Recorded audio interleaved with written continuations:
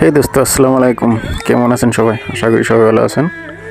তো যাই হোক, আজকে আমন্ত্রিত শিল্পীর কিছু সাংস্কৃতিক হন্দিয়ার কিছু গান আমি সবাই শোনাইতেছি। সবাই শুনেন আর সবাই কমেন্টে জানাবেন আমারে গানগুলো কীরকম লাগলো আর কোন জায়গা থেকে কারা দেখতেছেন। সবাই কমেন্টে জানিয়ে দেবেন।